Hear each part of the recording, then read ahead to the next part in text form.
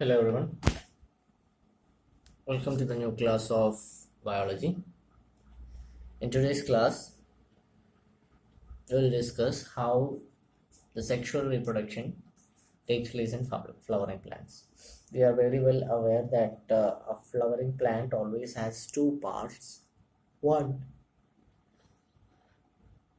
is the vegetative part, and the second is the reproductive part.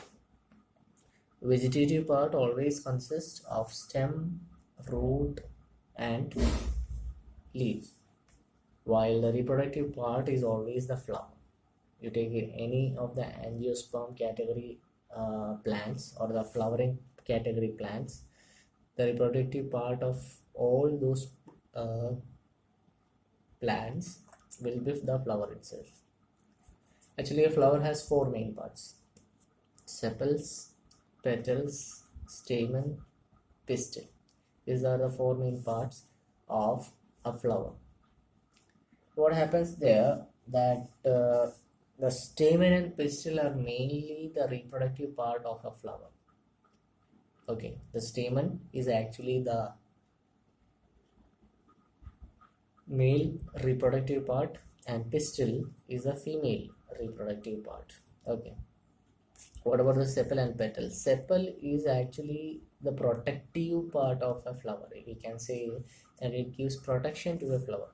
If the flower is in the budding stage or the flower is just trying to develop itself, it it is actually protecting the flower.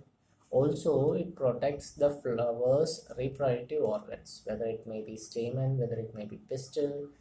It actually protects the reproductive organs of a flower. Then comes the petal. Petal actually attracts the pollinating agents. We know that there is a pollination process which takes place for the fertilization or the fusion of the male and female gamete.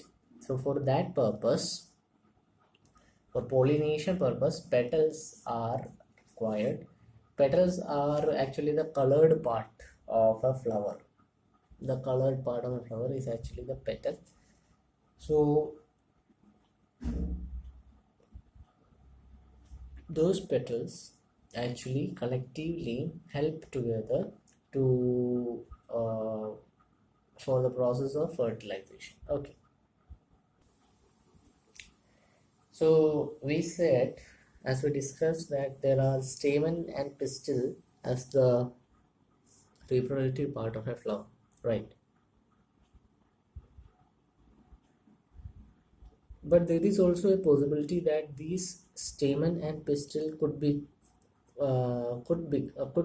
come in a single flower, or sometimes it could come individually in all flowers. Means if the stamen and pistil are coming in a single flower, or if both stamen and pistil are present in a single flower, such type of flowers are known as bisexual flowers which has both stamen as well as the pistil. Like for example, mustard, hibiscus, they are the examples of bisexual flower. If the stamen or the pistil is present in a flower, means it could be either the stamen or the pistil. If any one of them is present in a flower, such type of flowers are known as unisexual flower. For example, papaya, watermelon. Okay. So as we said that stamen is the male reproductive part. It has some substances which are known as the pollen grains, and these pollen grains have the male gamete, or we can say the male germ cell.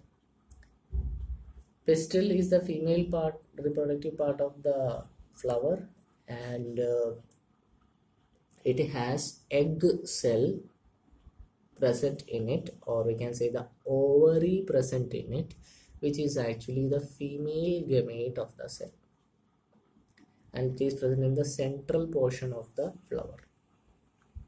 in just between, in the just middle part of the flower. Okay,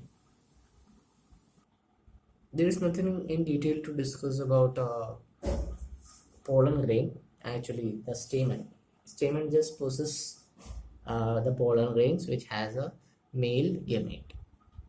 What happens in pistil actually has three parts: stigma, style, ovary.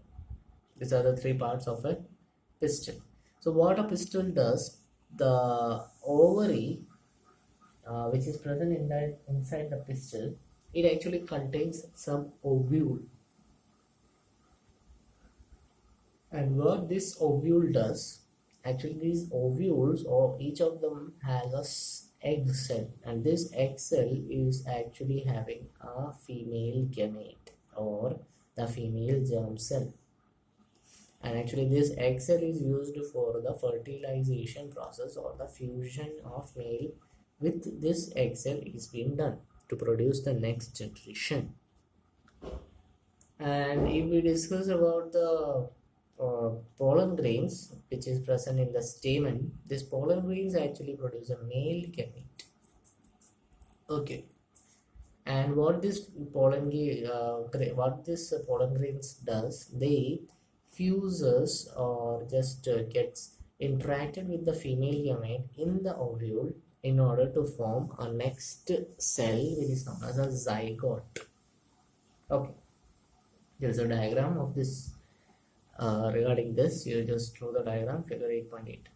So what happens when this male and female gamete are being fused together or fertilized together? We had studied earlier that female gamete is large in size and it will not move. It will be present in the body of the female body itself. But the male gamete is motile. Male gamete can move. It is movable. So what happens? We have to bring the male gamete towards the pistil, or what we say as the stigma part, which is one of the sticky part of the flower. Okay. So what happens there? From when the male gamete attaches to the stigma sometimes the stigma just gets awkward into a tube-like structure, and this tube-like structure then helps in passing the pollen grains into the ovary. Okay. Sometimes what happens, the pollen grains which are present, it might occur from the same flower. If this pollen grains occurs from the same flower, it is known as self-pollination. And if the transfer of this pollen grains occur from another flower to one different flower, means one flower to different flower, if the pollen grains occur, then that flower is actually that process is known as cross-pollination. If pollination is taken place in the single flower, it is the self-pollination. If pollination takes place in another flower of another plant, means any other different flower, it is known as cross pollination. Okay. So as we discussed that the pollen grains must be taken to the female gamete or the egg cell. So for that purpose, the pollen grains cannot move by themselves. They are taken away, means taken towards this ovary with the help of some pollinating agents or pollinators like wind, water, or animals. With their help, it is actually transferred from the stamen towards the ovary. Okay. So as I said,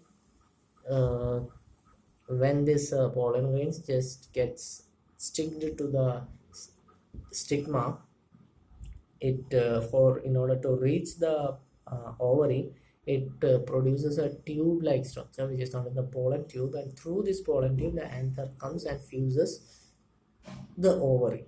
Okay. And when this fertilization occurs, when the fusion of male and female gamete occurs, a new cell is formed which is known as zygote. The zygote It is present actually in the ovule itself. It divides more and more and forms an embryo. Embryo is actually the next generation plant. We can say it is the next generation plant. Okay. So the ovule which has the zygote, the ovule gets developed into the seed, and the ovary which is present inside the ovule develops into the fruit. Okay. And this seed which is also known as the embryo develops into a next plant or the future plant, and will be formed in the form of a seedling. This process of forming the new plant into a seedling is known as germination process. Okay, that's all about today's class. Thank you. Have a nice day.